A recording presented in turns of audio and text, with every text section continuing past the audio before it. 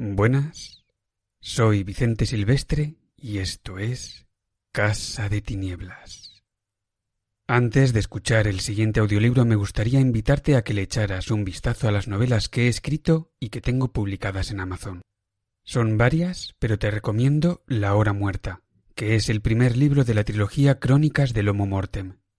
Si quieres saber más, encontrarás unos enlaces a los libros en las notas de texto del programa. Y ya, sin más demora, te dejo con el siguiente audiolibro.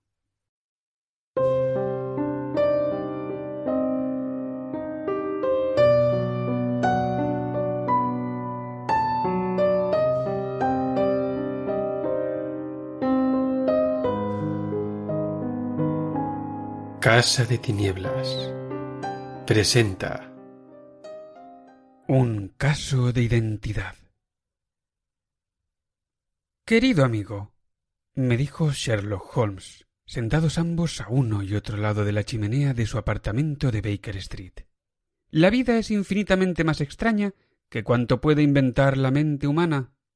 No nos atreveríamos a concebir ciertas cosas que son habituales en la realidad de nuestro día a día.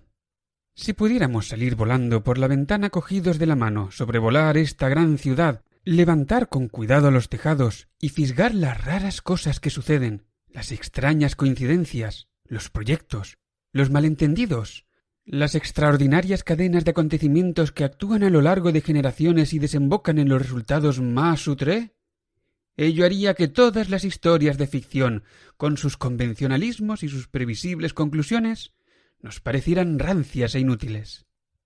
Pues yo no estoy convencido de que sea así, repliqué. Los casos que aparecen en los periódicos son por lo general bastante anodinos y vulgares. En los informes de nuestra policía encontramos el realismo llevado a sus últimos límites, y hay que confesar, sin embargo, que el resultado no es fascinante ni artístico. Para lograr un efecto realista hay que valerse de cierta discreción e ingenio, observó Holmes. Esto es lo que falla en los informes policiales, donde tal vez se pone más énfasis en los largos sermones del magistrado que en los detalles que para un buen observador encierran lo esencial y vital del caso. Tenga la seguridad de que no hay nada tan poco natural como lo vulgar y común. Sonreí y negué con la cabeza. Entiendo perfectamente que piense así, dije. Desde luego, en su condición de asesor extraoficial y apoyo de todo aquel que se encuentra absolutamente desconcertado a lo largo y ancho de 3 continentes, entra usted en contacto con los casos más extraños e insólitos. Pero veamos. Y recogí del suelo el periódico de la mañana. ¿Vamos a hacer una prueba práctica? Este es el primer titular que me salta a la vista. Crueldad de un marido con su mujer. Hay media columna de texto, pero sin leerlo, sé que todo me va a resultar familiar. Tenemos, claro está, la otra mujer, la bebida, los insultos, los golpes, las lesiones, la hermana o la casera compasiva. Ni el menos imaginativo de los escritores podría inventar algo más obvio. Pues ha elegido usted un ejemplo sumamente desacertado para apoyar su teoría, dijo Holmes mientras cogía el periódico y le echaba una ojeada. Se trata de un caso de separación de los Dundas, y me he dedicado a esclarecer algunos detalles relacionados con él. El marido era abstemio. No había otra mujer, y el motivo de queja de la esposa era que él había adquirido la costumbre de concluir todas las comidas, quitándose la dentadura postiza y arrojándola contra ella, lo cual reconocerá usted que no es la clase de actuación que se le puede ocurrir a un novelista corriente. Tome una pizca de rapé, doctor, y admita que le he marcado un tanto. Me alargó su cajita de rapé de oro viejo con una gran amatista en el centro de la tapa. Su magnificencia contrastaba de tal modo con la vida sencilla y las costumbres hogareñas de mi amigo que no pude evitar un comentario. «Ah», me dijo, «olvidaba que llevábamos semanas sin vernos. Es un pequeño recuerdo del rey de Bohemia como pago de mi ayuda en el caso de Irene Adler». «¿Y el anillo?», pregunté contemplando un espléndido brillante que resplandecía en su dedo. «Pertenecía a la familia real de Holanda, pero el asunto en que le presté mis servicios es tan delicado que no puedo confiárselo ni siquiera a usted, que ha tenido la gentileza de reseñar un par de mis problemillas». «¿Y tiene ahora algún caso entre manos?», pregunté con curiosidad. 10 o 12, pero ninguno que presente aspectos interesantes. Son importantes, ¿sabe?, pero no tienen interés. En realidad, He descubierto que suele ser en cuestiones poco importantes donde hay mayor campo para la observación y para el rápido análisis de causa y efecto que constituyen el atractivo de una investigación. Los delitos más importantes tienden a ser los más simples, pues cuanto más notorio es el crimen, más evidente es por regla general su motivo. En los presentes casos, salvo en un asunto bastante intrincado que me han encargado desde Marsella, no hay el menor rastro de interés. No obstante, es posible que disponga de algo mejor antes de que transcurran unos minutos, pues, o mucho me equivoco, o aquí tenemos a uno de mis clientes. Se había levantado de su silla y estaba de pie ante el hueco que quedaba entre las dos cortinas, observando la grisácea y monótona calle londinense. Atisbé por encima de su hombro y vi en la acera de enfrente a una mujer corpulenta con una gruesa estola de piel alrededor del cuello y una gran pluma roja prendida a un sombrero de ala ancha que llevaba coquetamente inclinado sobre la oreja, a la manera de la duquesa de Devonshire. Bajo esa gran panoplia, la mujer miraba, nerviosa y dubitativa, hacia nuestra ventana, mientras su cuerpo oscilaba hacia adelante y hacia atrás, y sus dedos jugueteaban con los botones de sus guantes. De repente, en un súbito impulso, como el nadador que se lanza al agua, cruzó presurosa la calle y oímos un enérgico campanillazo. «He visto en otras ocasiones estos síntomas», dijo Holmes, arrojando su cigarrillo al fuego. «Las oscilaciones en la acera delatan siempre un asunto del corazón. Le gustaría recibir un consejo, pero teme que el asunto sea demasiado delicado para confiárselo a alguien. Y no obstante, también hay aquí que establecer distinciones. Cuando una mujer ha sido agraviada por un hombre, ya no oscila, y el síntoma habitual es un cordón de campanilla roto.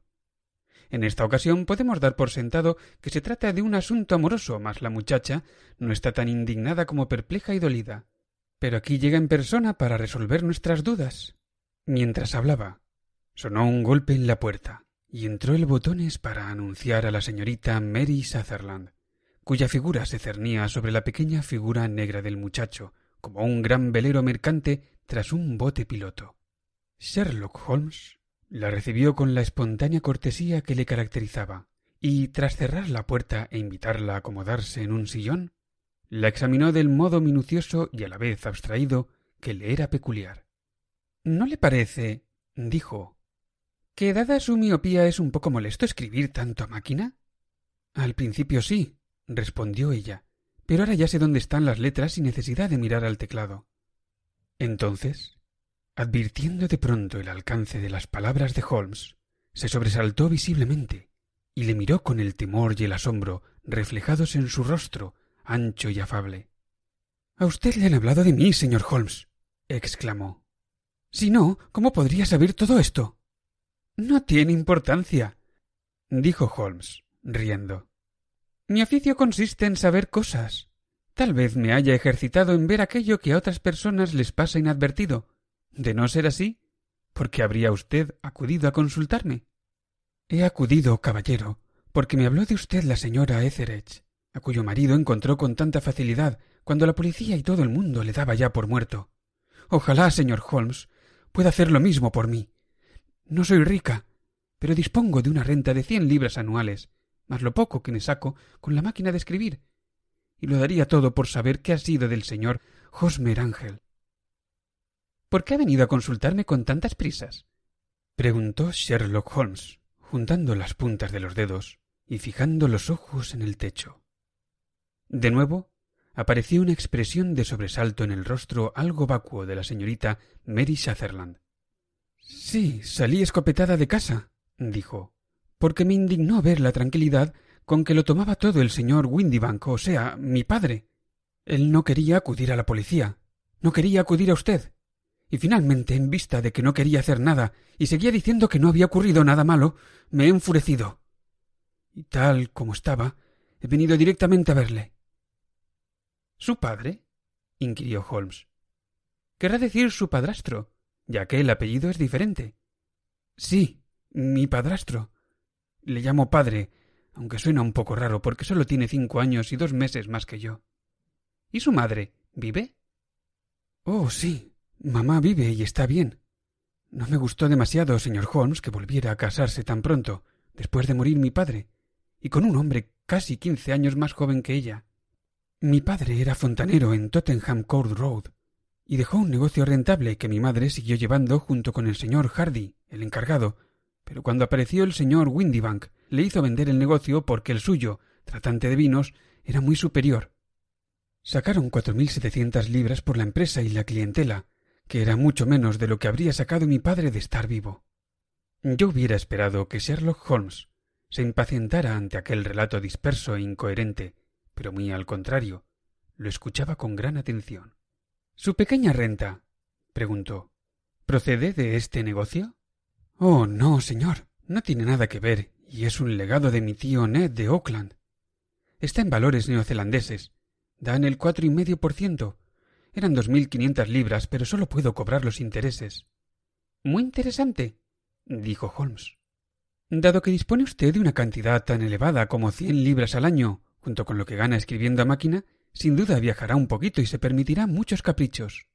Creo que una señorita soltera puede arreglárselas muy bien con unos ingresos de 60 libras.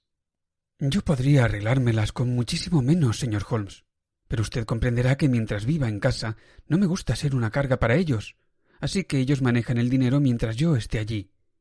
Desde luego es solo por el momento.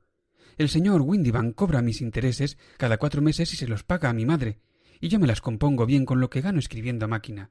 Son 2 peniques por hoja y a menudo puedo hacer 15 o 20 hojas en un día. Me ha dejado muy claro cuál es su situación, dijo Holmes. Le presento a mi amigo el doctor Watson, ante el cual puede hablar con tanta libertad como ante mí. Ahora explíquenos, por favor, todo lo relativo a su relación con el señor Hosmer Ángel. El rubor cubrió el rostro de la señorita Sutherland y tironeó nerviosa del borde de su chaqueta. Le conocí en el baile de los empleados del gas, dijo. Le enviaban invitaciones a papá cuando vivía, y después se seguían acordando de nosotros y se las mandaban a mi madre. El señor Windibank no quería que fuéramos. Nunca quería que fuéramos a ninguna parte. Se ponía como loco si yo quería ir a una merienda de la escuela dominical. Pero esta vez yo estaba decidida a ir. E iba a ir porque ¿qué derecho tenía él a impedírmelo? Dijo que aquella gente no era adecuada para nosotros, cuando iban a estar allí todos los amigos de mi padre. Y dijo que yo no tenía nada adecuado para ponerme, cuando tenía mi vestido de felpa púrpura, que casi no había sacado del armario. Al final, cuando no se podía hacer nada más, se marchó a Francia para asuntos de negocio, pero mi madre y yo fuimos con el señor Hardy, que había sido nuestro encargado, y fue allí donde conocí al señor Hosmer Ángel. Supongo, dijo Holmes, que cuando el señor Windibank regresó de Francia le enojó mucho que hubiera asistido al baile. Bueno, se lo tomó bastante bien. Recuerdo que se echó a reír y se encogió de hombros, y dijo que no servía de nada negarle algo a una mujer porque ella siempre se sale con la suya. Ya veo. Y he entendido que en el baile de los empleados de gas usted conoció a un caballero llamado Hosmer Ángel. Sí, señor. Le conocí aquella noche, y vino al día siguiente para preguntar si habíamos llegado bien a casa, y después le vimos... Es decir, le vi 2 veces para pasear. Pero después mi padre regresó de otro viaje, y el señor Hosmer Ángel ya no volvió a casa nunca más. ¿No? Bueno, usted ya sabe, a mi padre no le gustan nada estas cosas. No quiere que haya ninguna visita si puede evitarlo, y dice a menudo que una mujer tiene que sentirse feliz en su propio círculo familiar. Pero, como le suelo decir yo a mi madre, una mujer quiere formar su propio círculo, y yo todavía no he conseguido el mío. Pero, ¿qué ocurrió con el señor Hosmer Ángel? ¿No hizo ningún intento de verla? Bueno, mi padre tenía que ir a Francia una semana después, y Hosmer me escribió que sería mejor y más seguro que no nos viéramos hasta que se hubiera marchado. Entretanto, podíamos escribirnos, y él me solía escribir todos los días. Yo recogía las cartas por la mañana, de modo que mi padre no tenía por qué enterarse. ¿Estaba usted entonces ya comprometida con el caballero? Oh, sí, señor Holmes. Nos comprometimos después del primer paseo que dimos. Hosmer, el señor Ángel, era cajero en una oficina de Leadenhall Street. ¿Y qué oficina? Eso es lo peor, señor Holmes, que no lo sé. ¿Y dónde vive, pues? Dormía en el mismo local. ¿Y no conoce la dirección? No, solo sé que está en Leadenhall Street. ¿Entonces? ¿Dónde le dirigía las cartas? A la estafeta de Ladenhall Street, donde él las iba a recoger. Decía que si yo se las mandaba a la oficina, los otros empleados le gastarían bromas por recibir cartas de una señorita. Así que le propuse escribirlas a máquina, como hacía él con las suyas, pero no quiso, porque dijo que si las escribía a mano se notaba que venían de mí, pero que si las escribía a máquina siempre le parecía que la máquina se interponía entre nosotros dos. Eso le demostrará a señor Holmes lo mucho que me quería y cómo se fijaba en los pequeños detalles. Esto sugiere muchas cosas, dijo Holmes. Siempre ha sido un axioma para mí que los pequeños detalles son con diferencia lo más importante. ¿Recuerda algún otro pequeño detalle referente al señor Hosmer Ángel? Era un hombre muy tímido, señor Holmes. Prefería pasear conmigo de noche que a la luz del día, porque odiaba llamar la atención. Era muy retraído y caballeroso. Hasta su voz era suave. De joven, me explicó, había tenido una infección de las amígdalas que le había dejado la garganta débil, con un modo de hablar vacilante y como en susurros. Iba siempre bien vestido, muy aseado y muy correcto, pero sufría de la vista justo lo mismo que yo, y llevaba gafas oscuras para protegerse del exceso de luz. Bien, ¿y qué ocurrió cuando el señor Windibanks, su padrastro, regresó de Francia? El señor Hosmer Ángel volvió a ir a casa y propuso que nos casáramos antes de que volviera mi padre. Estaba terriblemente serio y me hizo jurar, con las manos encima de la Biblia, que pasara lo que pasara yo le sería siempre fiel. Mi madre dijo que él tenía todo el derecho a hacerme jurar y que esto era una muestra de su pasión. Desde el primer momento mi madre estuvo a su favor y hasta le estimaba más que yo. Entonces, cuando hablaron de que nos casáramos aquella misma semana, yo empecé a preguntar por mi padre, pero los dos dijeron que no me preocupara, que ya se lo explicaríamos después, y mi madre dijo que ya se ocuparía ella de arreglar las cosas con él. A mí aquello no me gustaba, señor Holmes. Resultaba raro que tuviera que pedirle su autorización, cuando solo tenía unos pocos años más que yo, pero yo no quería hacer nada a escondidas, de modo que escribí a mi padre a Burdeos, donde la compañía tiene sus oficinas en Francia, pero la carta me fue devuelta la misma mañana de la boda. ¿Así pues no la recibió? No, señor, porque se había marchado hacia Inglaterra justo antes de que llegara. ¡Qué mala suerte! De modo que su boda estaba prevista para el viernes. ¿Iba a ser en la iglesia? Sí, señor, pero muy discreta. Tenía que ser en St. Saviour, cerca de King's Cross. Y después desayunaríamos en el Hotel St. Pancras. Hosmer fue a buscarnos en un cabriolé, pero como nosotras éramos dos, nos metió a las dos y él cogió otro, que parecía ser el único otro coche de punto que había en la calle. Nosotras llegamos primero a la iglesia, y al llegar su carruaje esperábamos que él se apeara, pero no lo hizo. Cuando el cochero bajó del pescante y miró dentro, allí no había nadie. El cochero dijo que no tenía ni idea de lo que habría sido de él, porque lo había visto entrar con sus propios ojos.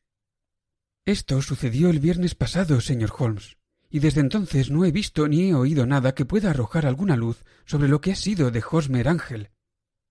Tengo la impresión, señorita Sutherland, dijo Holmes, de que la han tratado de un modo vergonzoso. Oh, no, señor. Él era demasiado bueno y demasiado considerado para abandonarme de ese modo. Durante toda la mañana no paró de decirme que, pasara lo que pasara, yo tenía que serle fiel, y que, si algo imprevisto nos separaba, yo tenía que recordar siempre que estaba comprometida con él, y que antes o después me exigiría que cumpliera ese compromiso.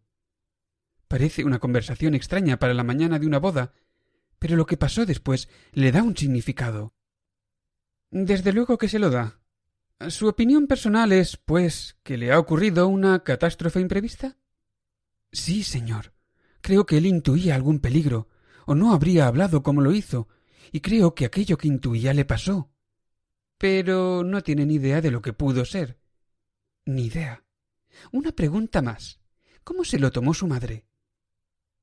Se enfadó mucho y dijo que yo no tenía que volver a hablar nunca de lo que había pasado.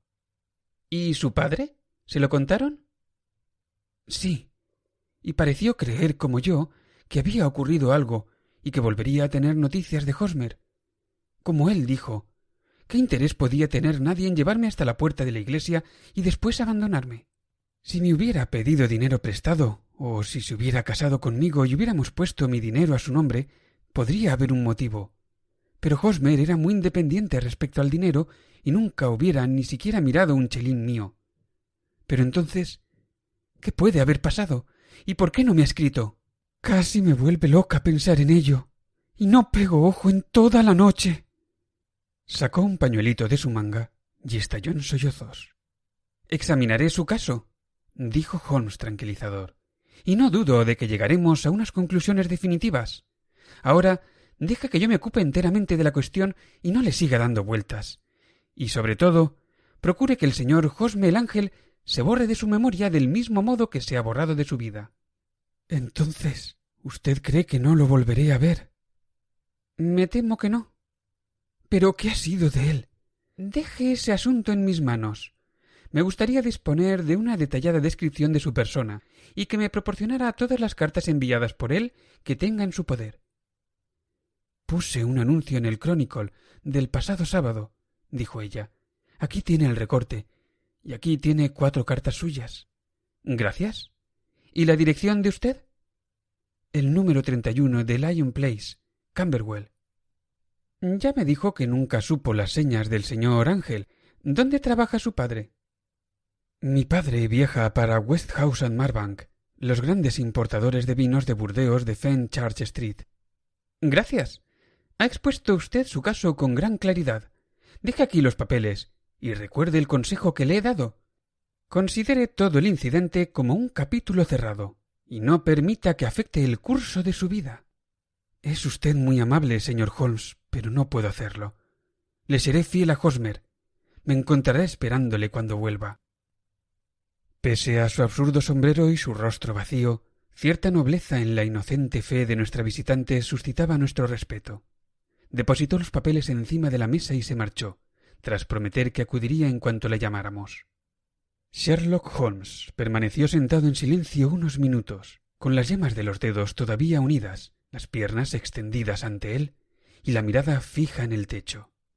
Después cogió del estante la grasienta pipa de arcilla, que era para él una suerte de consejera, y tras encenderla, se recostó de nuevo en la butaca, exhalando densas y azuladas espirales de humo y con una expresión de infinita languidez en el rostro. Interesante objeto de estudio esta muchacha, observó. Más interesante que su problemilla que, dicho sea de paso, es bastante vulgar. Si consulta usted mi índice encontrará casos similares. Hubo uno en Andover el año 77 y otro algo similar en La Haya el año pasado. No obstante, por vieja que sea la idea, ha habido un par de detalles que son nuevos para mí. Pero la propia muchacha presenta rasgos más instructivos. Al parecer ha visto en ella un montón de cosas, para mí, invisibles. Invisibles no, Watson. Solo inadvertidas. No sabía usted dónde había que mirar y se le ha pasado por alto todo lo importante. No he conseguido convencerle de la importancia de las mangas, de lo que sugieren las uñas de los pulgares, de las grandes conclusiones que pueden derivarse del cordón de un zapato. Veamos. ¿Qué ha observado usted en el aspecto de esta mujer? Descríbala. Bien. Llevaba un sombrero de paja de ala ancha, color pizarra, con una pluma rojo teja. La chaqueta era negra, con abalorios negros y una orla de pequeños adornos de azabache. El vestido era marrón, bastante más oscuro que el café, con un detalle morado en el cuello y en los puños. Los guantes eran de un tono grisáceo y estaban desgastados en el índice de la mano derecha. No me he fijado en los zapatos. Llevaba unos pendientes de oro, pequeños y redondos, y en conjunto presentaba el aspecto de una persona bastante acomodada, con una vida vulgar, cómoda y sin preocupaciones. Sherlock Holmes aplaudió suavemente y soltó una risita. —¡Caramba, Watson! Ha progresado maravillosamente. Lo ha hecho muy bien, de veras. Cierto que se le ha escapado todo lo importante, pero ha dado usted con el método y tiene buen ojo para los colores. No se fíe nunca de las impresiones generales, amigo mío, y concéntrese en los detalles. Lo primero que miro en una mujer son siempre las mangas. En un hombre quizás sea mejor empezar por las rodilleras. Como usted ha observado, esta mujer llevaba puños de terciopelo, y el terciopelo es un material perfecto para los rastros. Estaba perfectamente definida, justo por encima de la muñeca, la doble línea donde la mecanógrafa se apoya en la mesa. Una máquina de coser de tipo manual deja una marca similar, pero solo en el brazo izquierdo y en la zona más apartada del pulgar, en lugar de cruzar la parte más ancha, como en este caso. Después le he mirado la cara, y al observar las marcas de unos quevedos a ambos lados de la nariz, he aventurado ese comentario sobre la miopía y el escribir a máquina que tanto ha parecido sorprenderla. Y a mí también. Pero sin embargo era evidente. He quedado mucho más sorprendido e interesado cuando al mirar hacia abajo he visto que las botas que llevaba, aunque no eran distintas, estaban desparejadas. Una tenía un pequeño adorno en la punta y la otra la punta lisa. De los 5 botones, una llevaba abrochados solo los 2 de abajo y la otra el primero, el tercero y el quinto. Ahora bien, si uno observa que una muchacha joven, por lo demás pulcramente vestida, ha salido de casa con botas desparejadas y a medio abrochar, no tiene gran mérito deducir que ha salido a toda prisa. ¿Y qué más ha visto? Pregunté, vivamente interesado, como siempre, por los incisivos razonamientos de mi amigo. Advertí de pasada que había escrito una nota antes de salir. Usted ha observado que el guante derecho estaba desgastado en el dedo índice, pero al parecer no ha visto que tanto el guante como el índice estaban manchados de tinta violeta. Había escrito con prisa y había hundido demasiado la pluma en el tintero. Tenía que haber sido esta misma mañana, o la mancha del dedo no sería tan evidente. Todo esto resulta entretenido, aunque un tanto elemental, Watson. Pero debo volver al trabajo. ¿Le importaría leerme el anuncio con la descripción del señor Hosmer Ángel? Acerqué a la luz el pequeño recorte de periódico. Desaparecido la mañana del día 14, un caballero llamado Hosmer Ángel. Unos 5 pies y 7 pulgadas de estatura, corpulento, tez cetrina, cabello negro con una pequeña calva en el centro, patillas y bigotes negros y espesos, gafas oscuras, ligera dificultad en el habla.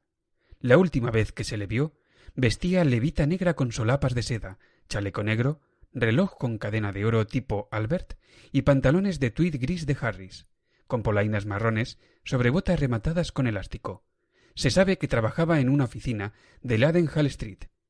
Todo el que pueda aportar información... Con eso basta, dijo Holmes. En cuanto a las cartas... prosiguió echándoles un vistazo. ¿Son de lo más corriente? No hay en ellas ninguna pista que nos lleve al señor Ángel, salvo que cita en alguna ocasión a Balzac. Hay, no obstante, un punto notable que sin duda le habrá llamado la atención. Que están escritas a máquina, señalé. No solo eso, sino que hasta la firma está escrita a máquina. Fíjese en el pequeño y pulcro Hosmer Ángel que figura al pie. Consta la fecha, como ve, pero no la dirección completa, solo Ladenhall Street, que resulta bastante vago. El detalle de la firma es muy sugerente, casi podríamos decir que concluyente. ¿En qué sentido?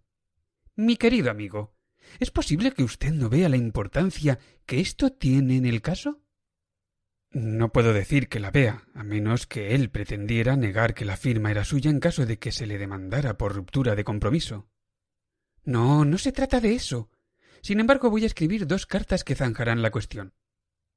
La primera a una firma de la City, la otra al padrastro de la muchacha, el señor Windibank, pidiéndole que se reúna con nosotros aquí mañana a las 6 de la tarde.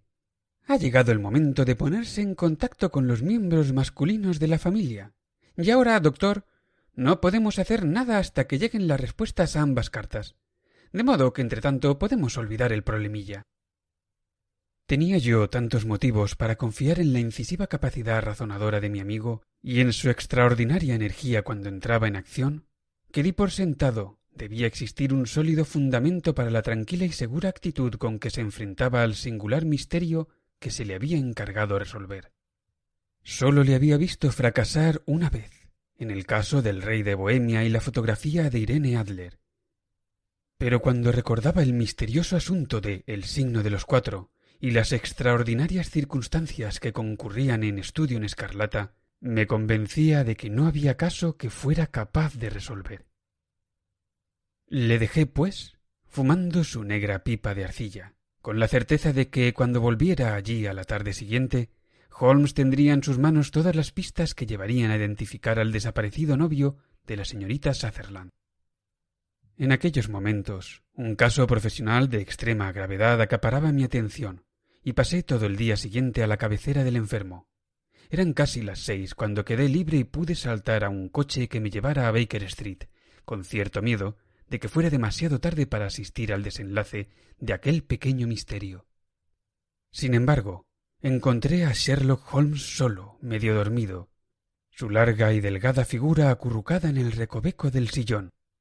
Una formidable parada de botellas y de tubos de ensayo y el olor acre e inconfundible del ácido clorhídrico me indicaban que había ocupado el día en los experimentos químicos que tanto le gustaban. —¿Qué? ¿Ya lo ha resuelto? —le pregunté al entrar. —Sí. Era el bisulfato de bario. —No, el misterio —exclamé. —Ah, eso. Creía que se refería a la sal con la que he estado trabajando. No hay misterio alguno en este caso, como ya le dije ayer. Solo algunos detalles tienen interés. El único inconveniente es que temo que no haya ninguna ley que pueda castigar a ese granuja. ¿De quién se trata, pues? ¿Y cuál era el propósito al abandonar a la señorita Sutherland? La pregunta apenas había salido de mi boca y Holmes todavía no había abierto los labios para responder, cuando oímos fuertes pisadas en el pasillo y un golpe en la puerta. —Es el padrastro de la chica, el señor James Windibank —dijo Holmes. Me ha escrito para decirme que vendría a las 6. —¡Adelante! El hombre que entró era corpulento y de mediana estatura, de unos 30 años, bien rasurado y de piel cetrina, de modales suaves e insinuantes, y con unos ojos grises extraordinariamente agudos y penetrantes. Nos dirigió una mirada inquisitiva a cada uno, depositó su reluciente chistera sobre el aparador y, con una ligera inclinación, se acomodó en la silla más próxima. —Buenas tardes, señor James Windibank —dijo Holmes—. Supongo que esta carta mecanografiada en la que se cita conmigo a las 6 es de usted. —Sí, señor. Temo que he llegado un poco tarde, pero, sabe, yo no soy mi propio jefe. Lamento que la señorita Sutherland le haya molestado con este asunto, pero creo que es mejor lavar los trapos sucios en casa. Vine a verle en contra de mis deseos, pero como usted habrá notado es una muchacha muy excitable, muy impulsiva, y no es fácil controlarla cuando se le ha metido algo en la cabeza. Naturalmente no me importó demasiado, porque usted no tiene relación con la policía oficial, pero no resulta agradable que una desgracia familiar como esta se ventile fuera de casa.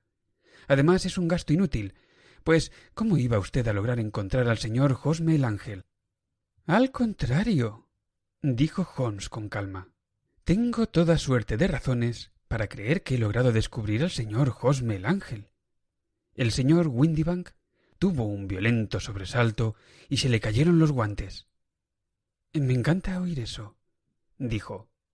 —Es realmente curioso —observó Holmes—, que una máquina de escribir tenga casi tanta personalidad como la escritura a mano. A menos que sean totalmente nuevas, no existen dos que escriban de idéntico modo. Unas letras se desgastan más que otras, y algunas se desgastan solo por un lado. Observará que en su nota, señor Windibank, la E queda un poco borrosa, y el palo de la R tiene un ligero defecto. Existen otras 14 características, pero estas son las más evidentes.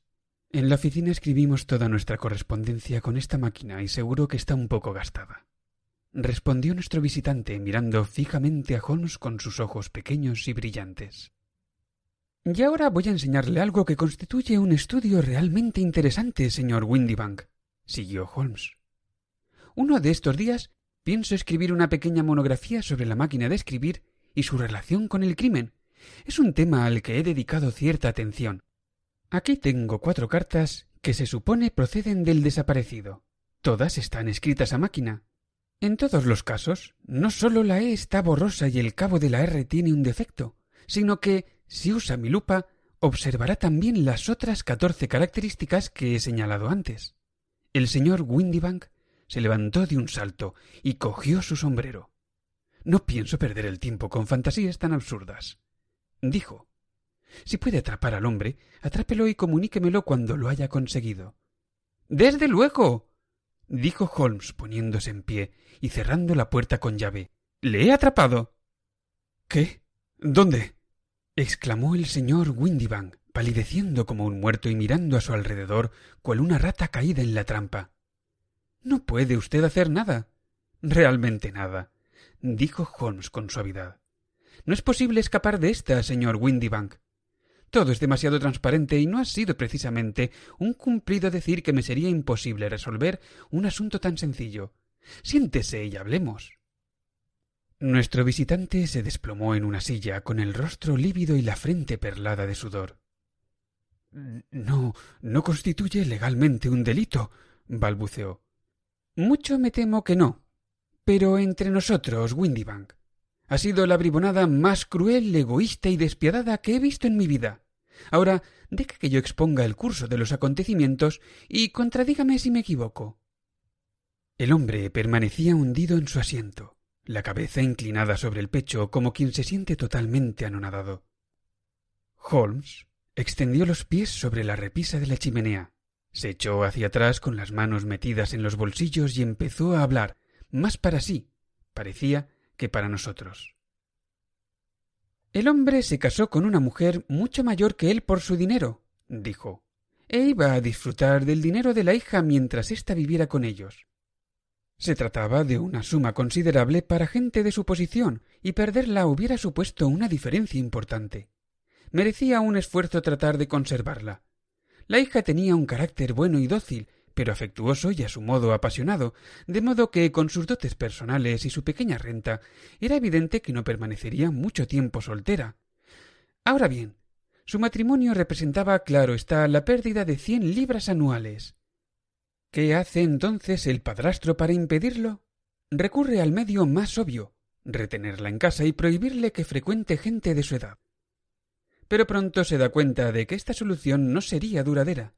La muchacha se muestra inquieta, insiste en sus derechos y, por último, anuncia su firme intención de asistir a determinado baile. ¿Qué hará entonces su astuto padrastro? Se le ocurre una idea que honra más a su cerebro que a su corazón.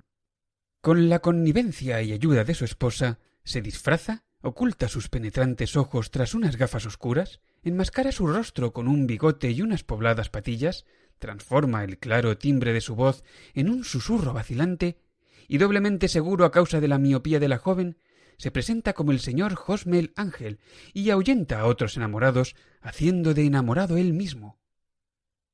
Al principio solo era una broma, gimió nuestro visitante. Nunca creímos que se lo tomara tan en serio. Puede que no, pero no cabe duda de que la muchacha sí se lo tomó muy en serio, y convencida de que su padrastro se encontraba en Francia, la sospecha de que se tratara de una jugarreta ni se le pasó por la cabeza.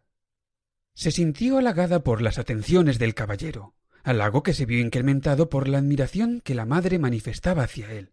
Después el señor Ángel empezó a visitarla, pues era obvio que, si se quería obtener algún resultado, había que llevar la farsa hasta los últimos límites. Hubo varios encuentros y un compromiso matrimonial, que evitaría definitivamente que la muchacha dirigiera su afecto hacia ningún otro hombre. Pero el engaño no podía mantenerse por tiempo indefinido. Los supuestos viajes a Francia resultaban bastante engorrosos. Lo mejor era llevar la historia a un final tan trágico que dejara una impresión imborrable en la mente de la chica e impidiera que durante mucho tiempo se fijara en ningún otro pretendiente. De ahí aquel juramento de fidelidad sobre la Biblia, y de ahí las alusiones, la misma mañana de la boda, a la posibilidad de que ocurriera algo. James Windibank deseaba que la señorita Sutherland quedara tan ligada a Hosmer Ángel y tan dudosa acerca de lo que le había sucedido, que al menos durante 10 años no prestara atención a ningún otro hombre. La llevó hasta las mismas puertas de la iglesia, y luego, como no podía ir más lejos, desapareció oportunamente mediante el viejo truco de subir a un coche por una puerta y bajar por la otra. Creo que así se desarrollaron los acontecimientos, señor Windibank. Mientras Holmes hablaba, nuestro visitante había recuperado en parte su aplomo, y ahora se levantó con una fría y sarcástica sonrisa en el pálido rostro. Tal vez fuera así o tal vez no, señor Holmes, dijo. Pero si es usted tan listo, debería serlo lo suficiente para saber que ahora es usted y no yo quien está infringiendo la ley. Yo no he hecho en ningún momento nada condenable, pero mientras mantenga usted cerrada esta puerta se expone a una denuncia por agresión y retención ilegal.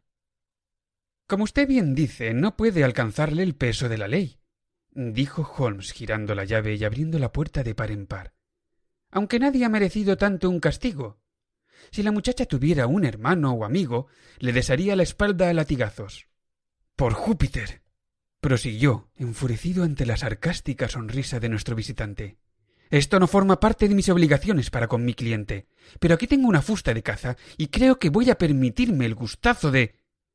Dio 2 zancadas hacia el látigo, pero antes de que pudiera cogerlo, sonó un estrepitoso rumor de pasos bajando la escalera. Se cerró de golpe la pesada puerta de la casa, y vimos desde la ventana al señor Windibank correr calle abajo a toda la velocidad que le permitían sus piernas. —¿Habráse visto granuja más desalmado? —dijo Holmes riendo, mientras se dejaba caer de nuevo en su sillón. —Ese tipo irá de delito en delito, hasta que cometa algo grave y acabe en presidio. En ciertos aspectos el caso no carecía enteramente de interés. Todavía no veo con claridad los pasos de su razonamiento, observé. Bien, era obvio desde un principio que ese tal señor Hosmer Ángel había de tener una importante razón para su insólito comportamiento, y era también evidente que el único hombre que, por lo que nosotros sabíamos, salía beneficiado por el incidente era el padrastro. El hecho de que nunca se vieran juntos a los 2 hombres, sino que uno apareciera siempre cuando el otro estaba ausente, daba mucho que pensar. Igualmente sospechosas eran las gafas oscuras y la voz susurrante, que sugerían un disfraz, lo mismo que las espesas patillas. Todas mis sospechas se vieron confirmadas por la peculiar ocurrencia de mecanografiar su firma, que indicaba, claro está, que su letra era tan familiar a la muchacha que forzosamente tendría que reconocerla aunque sólo viera una pequeña muestra. Observe que todos estos datos aislados, junto con muchos de menor importancia, apuntan en una misma dirección. ¿Y cómo los verificó? Una vez identificado mi hombre, era fácil conseguir colaboración. Sabía para qué empresa trabajaba.